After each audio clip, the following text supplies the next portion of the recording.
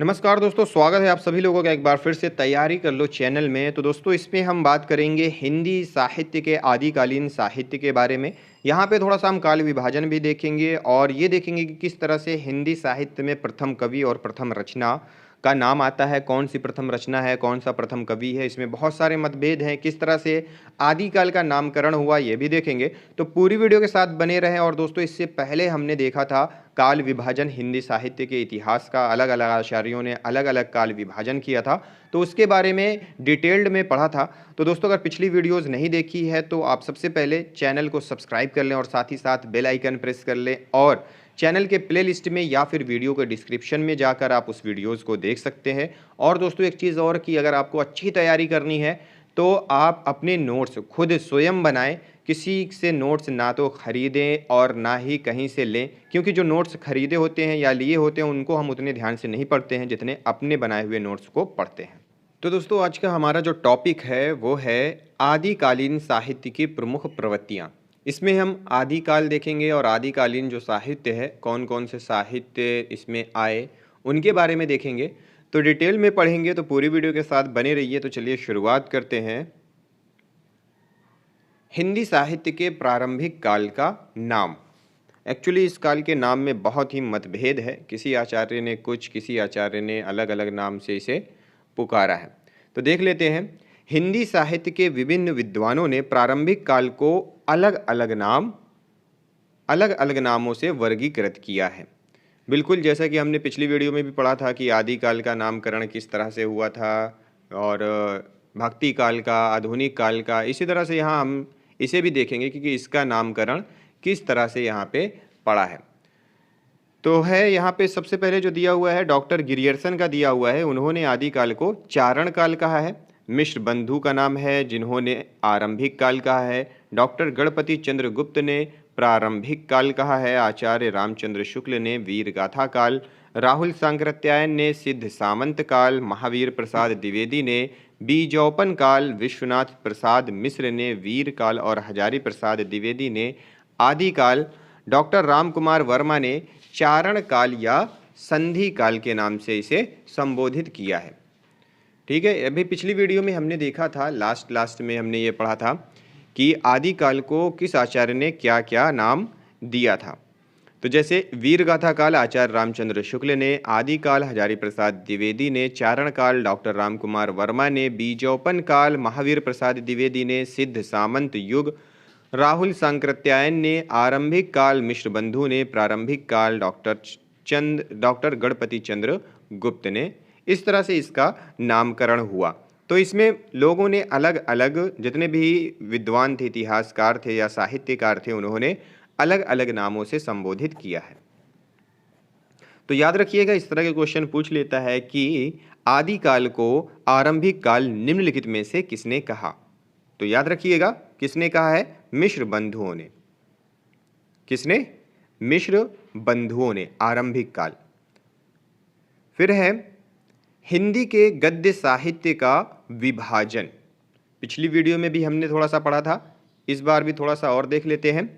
आचार्य रामचंद्र शुक्ल ने अपने इतिहास ग्रंथ में हिंदी गद्य साहित्य को कुछ इस प्रकार, मतलब जैसे नहीं उसमें हमने पढ़ा था प्रथम उत्थान वगैरह, उसी तरह से इन्होंने गद्य साहित्य को यहाँ पे किस तरह से विभाजित किया है। तो पहला है गद्य का आविर्भाव 1900 से 1925 संवत तक। आधुनिक गद्य साहित्य की परंपरा का प्रवर्तन, जिसे प्रथम उत्थान के नाम से जाना जाता है, 1925 से 1950 संवत। गद्य साहित्य का प्रसार, द्वितीय उत्थान 1950 से 1975 संवत। गद्य साहित्य की वर्तमान गति, तृतीय उत्थान जिसे कहते हैं, संवत 1975 से लेकर के अब तक। जॉर्ज ग्रियर्सन के अनुसार हिंदी साहित्य का काल विभाजन।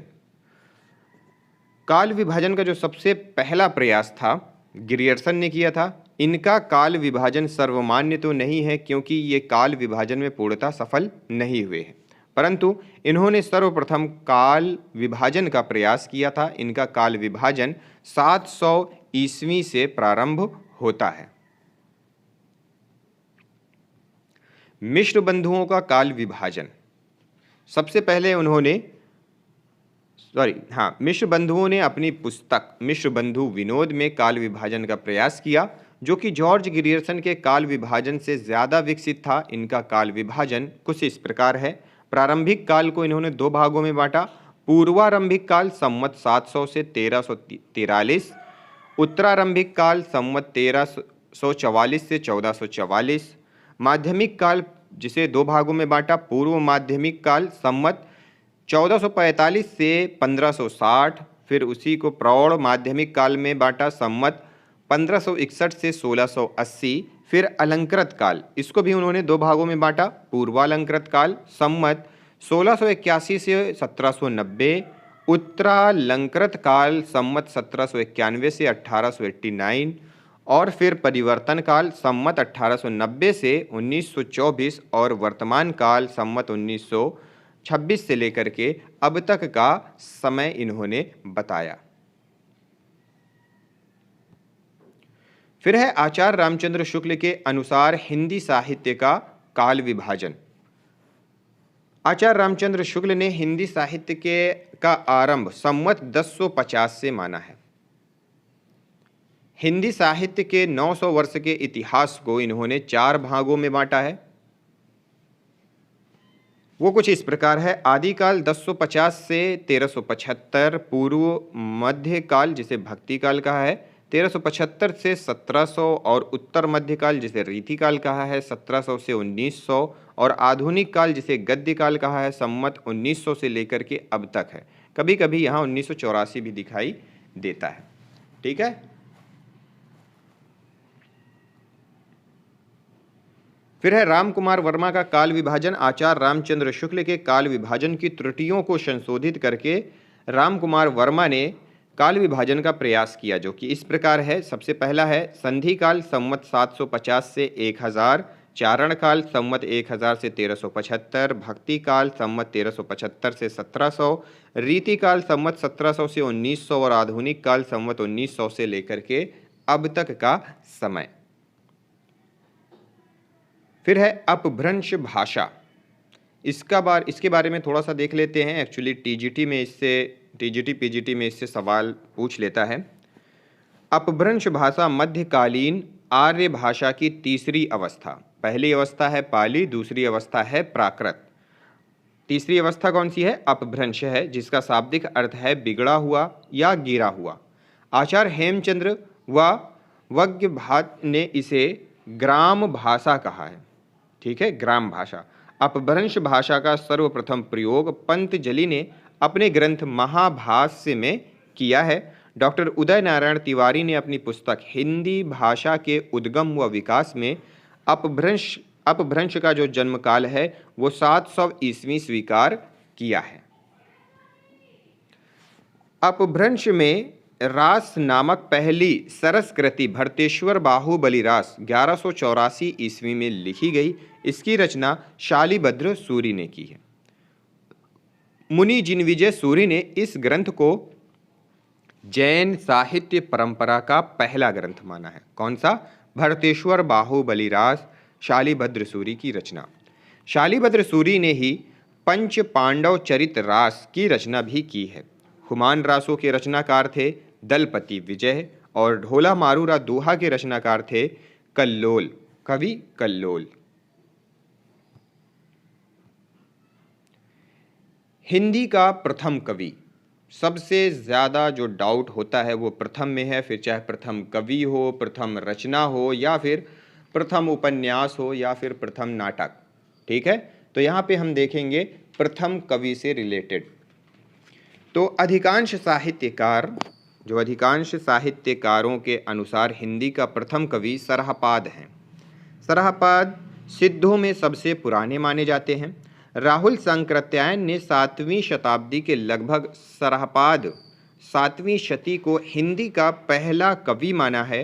ये बौद्ध धर्म के वज्रयान और सहजयान के प्रवर्तक तथा 84 सिद्धों में से एक थे। कौन? सरहपाद। सरहपाद की रचनाओं का संपादन राहुल सांकृत्यायन ने दोहा कोश नाम से की है। गणपति चंद्र गुप्त ने शालिभद्र सूरि को हिंदी का प्रथम कवि माना है। डॉक्टर रामकुमार वर्मा ने स्वयंभू को हिंदी का प्रथम कवि स्वीकार किया है। तो यहाँ पे प्रथम कवि में बहुत ही डाउट है, तो यह एक प्रश्न उठता है कि आखिर कौन है प्रथम कवि। तो डॉक्टर शिव सिंह सेंगर ने 7वीं शताब्दी में उत्पन्न पैदा हुए पुष्य या पुण्य नामक किसी कवि को हिंदी का प्रथम कवि माना है, किंतु इस कवि का उल्लेख ही मिलता है, अभी तक इनकी कोई रचना उपलब्ध नहीं हुई है। जैसा कि अभी देखा हमने, राहुल सांकृत्यायन ने 7वीं शताब्दी में सरहापाद को हिंदी का प्रथम कवि माना है, जो कि 84 सिद्धों में से एक थे, और इनकी रचनाएं भी मिली हैं जो कि अपभ्रंश में लिखी गई हैं। जो आरंभिक हिंदी की रचनाएं हैं, वर्ण विषय और चेतना की दृष्टि से भी उनका काव्य हिंदी साहित्य के भक्ति काल का बीजांकुर है। 84 सिद्धों में से एक सरहापाद ये प्रथम कवि के दावेदार कहलाते हैं। ठीक है, एक और आधार है इनको प्रथम कवि कहने का कि जिस प्रकार हम सरहापाद को प्रथम हिंदी कवि के रूप में प्रतिष्ठित कर सकते हैं, और वह है शैली की परंपरा। इनकी शैली बहुत अच्छी थी। सरहापाद ने दोहा और पदों की शैली अपनी कविता में प्रयुक्त की है। तो इस प्रकार सभी दृष्टियों से सरहापाद को हिंदी का प्रथम कवि माना जाता है। ठीक है, जो विद्वान सरहापाद को हिंदी का प्रथम कवि नहीं मानते हैं, उनके पास अपने मत के समर्थन के लिए सिर्फ 2 तर्क होते हैं। जैसे कि पहला तर्क है, यह प्रस्तुत करते हैं कि सरहापाद की रचनाएं अपभ्रंश साहित्य का अंग हैं, और दूसरा तर्क ये प्रस्तुत करते हैं कि सरहापाद के समय से 11वीं शताब्दी तक हिंदी की रचना की जो परंपरा है वो नहीं मिलती है। यही दोनों तर्क पे वो मानते हैं कि सरहापाद प्रथम कवि नहीं है। ठीक है, फिर हजारी प्रसाद द्विवेदी, डॉक्टर गणपति चंद्र गुप्त प्रभृति 1-2 विद्वानों ने अपभ्रंश और हिंदी के मध्य निर्णायक रेखा खींचने का जो कठिन काम है, उन्होंने यह इच्छा प्रकट की, जिसके तहत उन्होंने भक्ति काल से ही हिंदी साहित्य का आरंभ माना है। ठीक है, तो प्रथम कवि में बहुत ही मतभेद है, लेकिन जो कवि का अगर नाम लेते हैं तो सरहापाद का ही कवि आता है। ठीक है, फिर बात करते हैं आगे हम लोग आचार्य हजारी प्रसाद द्विवेदी जी के अनुसार अपभ्रंश साहित्य। आचार्य हजारी प्रसाद द्विवेदी जी ने अपभ्रंश और हिंदी के संबंध में कहा है कि इस प्रकार 10वीं से 14वीं शताब्दी का काल, जिसे हिंदी का आदि काल कहते हैं, भाषा की दृष्टि से अपभ्रंश का ही एक बढ़ाव है। इसी अपभ्रंश के बढ़ाव को कुछ लोग उत्तरकालीन अपभ्रंश और कुछ लोग पुरानी हिंदी कहते हैं। 12वीं शताब्दी तक निश्चित रूप से अपभ्रंश भाषा ही पुरानी हिंदी के रूप में चलती थी, यद्यपि उसमें नए तत्सम शब्दों का आगमन हो गया था। रामचंद्र शुक्ल ने पुरानी हिंदी को ही प्राकृताभास हिंदी या अपभ्रंश कहा है। अपभ्रंश या पुरानी हिंदी का नामकरण। अपभ्रंश को पुरानी हिंदी सर्वप्रथम चंद्रधर शर्मा गुलेरी ने कहा है। इनकी प्रसिद्धि का कारण इनके द्वारा लिखी कहानी उसने कहा था है। यह कहानी द्वितीय विश्व युद्ध की पृष्ठभूमि पर आधारित प्रेम संवेदन की कहानी है, जो कि 1915 ईस्वी में प्रकाशित हुई थी। यह पूर्वदीप्ति मतलब फ्लैशबैक पद्धति पर आधारित कहानी है। इसे औपन्यासिक कहानी एवं कहानी में मील का पत्थर कहा जाता है। कौन सी कहानी को? उसने कहा था चंद्रधर शर्मा गुलेरी जी की। अपभ्रंश का वाल्मीकि स्वयंभू 8वीं शती सर्वमान्य रूप से अपभ्रंश के श्रेष्ठ कवि माने गए हैं। स्वयंभू कृत पउम चरियु 5 खंड और 83 सर्गों वाला विशाल महाकाव्य यह अपभ्रंश का आदि काव्य माना जाता है। अतः स्वयंभू को अपभ्रंश का प्रथम महाकवि, अपभ्रंश का वाल्मीकि इत्यादि कहा जाता है। अपभ्रंश का भावभूति। अपभ्रंश के दूसरे कवि पुष्पदंत हैं। पुष्पदंत को ही अपभ्रंश का भावभूति कहा जाता है। इनकी 3 रचनाएं मिलती हैं, महापुराण, जय कुमार चरियु और जसहर चरियु। महापुराण में कवि ने 63 महापुरुषों के जीवन घटनाओं का वर्णन प्रस्तुत किया है। खड़ी बोली में काव्य सृजन। खड़ी बोली में सबसे पहले काव्य सृजन करने वाले कवि अमीर खुसरो हैं। इस भाषा का नाम हिंदवी सबसे पहले उन्हीं की रचनाओं में मिलता है। हालांकि अमीर खुसरो फारसी के भी अपने समय के बहुत बड़े भारतीय कवि थे। मुकरी लिखने का सर्वप्रथम प्रयास इन्होंने ही किया था। अमीर खुसरो की प्रसिद्ध रचनाओं में है खालिक बारी, मुकरियाँ, पहेलियाँ, दो सुखने तथा गज़ल। अमीर खुसरो की पहेलियाँ और मुकरियों का उद्देश्य। अमीर खुसरो के बारे में कहा जाता है कि वे बहुत ही विनोदी और सहृदय कवि थे। जन जीवन में घुल मिल कर काव्य रचना करने वाले विद्वानों में उनका महत्वपूर्ण स्थान है। उन्होंने जनता के मनोरंजन के लिए पहेलियाँ और मुकरियाँ लिखी। आदिकाल में खड़ी बोली को काव्य भाषा बनाने वाले वे पहले कवि हैं। उनके द्वारा रचित ग्रंथों की संख्या 100 बताई जाती है, जिनमें अब तक 20-21 ही उपलब्ध हैं। राउल वेल के बारे में पढ़ लेते हैं। शीलांकित करती राउल वेल गद्य पद मिश्रित चंपू काव्य की प्राचीनतम हिंदी कृति है। चंपू काव्य है। इसकी रचना राउल वेल नायिका के नखशिख वर्णन के प्रांग में हुई है। आरंभ में कवि ने राउल वेल के सौंदर्य का वर्णन पद्य में किया, फिर आगे गद्य में किया। इस कृति के रचनाकार रोड़ा कवि हैं। राउल वेल से ही नखशिख वर्णन की परंपरा की शुरुआत होती है। इसकी भाषा में हिंदी की 7 बोलियां मिलती हैं, जिसमें राजस्थानी प्रमुख है। महत्वपूर्ण तथ्य। व्याकरण ग्रंथ उक्ति व्यक्ति प्रकरण 12वीं शताब्दी के रचनाकार दामोदर शर्मा हैं। सिद्ध साहित्य के इतिहास में 84 सिद्धों का उल्लेख मिलता है। नाथ पंथी जिन ग्रंथों को मानते हैं उनमें से सबसे प्राचीन ग्रंथ खेरंड संहिता और शिव संहिता है। गोरखनाथ द्वारा लिखित ग्रंथ है गोरखनाथ ज्ञानामृत गोरक्ष कल्प। जैन साहित्य प्राकृत एवं संस्कृत भाषा में मिलते हैं। जैन साहित्य को आगम कहा जाता है। इसकी संख्या 12 बताई जाती है। ठीक है, जैन साहित्य को ही आगम कहा जाता है। ऐसा प्रश्न कई बार पूछा जा चुका है। एक चीज़ और देख लेते हैं कि जैसे कि प्रथम कवि के बारे में हमने यहाँ देखा, उसी तरह से प्रथम रचना पर भी मतभेद है। तो हिंदी का प्रथम कवि सरहापाद को माना गया है, बिल्कुल अभी हमने पढ़ा था, परंतु इनकी कोई भी रचना उपलब्ध नहीं है। सरहापाद की जो भी रचनाएं उपलब्ध हैं वे सभी मुक्तक हैं। ठीक है, अतः प्रथम रचना के नाम पर किसी भी एक पुस्तक को प्रस्तुत नहीं किया जा सकता है। आरंभिक रचना की दृष्टि से काव्योत्कर्ष महत्वपूर्ण न होकर काव्य भाषा के रूप में किसी रचना में हिंदी का प्रयोग महत्वपूर्ण बात है। हिंदी का यह प्रयोग सरहापाद की रचनाओं में मिलता है। यदि एक ग्रंथ के रूप में हिंदी की रचना का निर्धारण करना हो तो सरहापाद के पश्चात जैन आचार्य देवसेन कृत श्रावकाचार्य का नाम लिया जा सकता है। देवसेन ने इस ग्रंथ में 250 दोहों में श्रावक धर्म का वर्णन किया है। इस ग्रंथ की रचना 933 ईस्वी में हुई थी। इसकी रचना दोहा छंद में हुई है। तो कौन सी वो रचना है? श्रावकाचार्य। ठीक है, श्रावकाचार्य देवसेन कृत। तो ये रचना है जिसको प्रथम रचना कहा जा सकता है।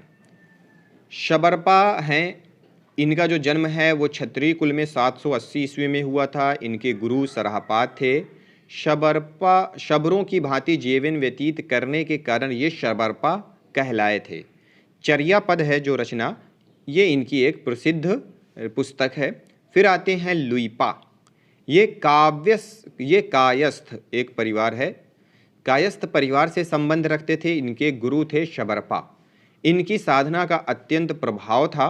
84 सिद्धों में जो इनका स्थान है वो सर्वोच्च है। ये पूछा गया है कि सबसे सर्वोच्च स्थान 84 सिद्धों में किसका है, तो याद रखिएगा लुइपा। डोम्भिपा, इनका जन्म क्षत्रिय वंश में 840 ईस्वी में हुआ था। इनके गुरु विरूपा थे। इनके द्वारा रचित ग्रंथों की जो संख्या बताई गई है ना वो 21 बताई गई है। डोम्बी गीतिका, योगचर्या, अक्षर द्विकोपदेश इनकी प्रसिद्ध रचनाएं हैं। फिर आते हैं कन्हप्पा, नाम सुना होगा आपने इनका।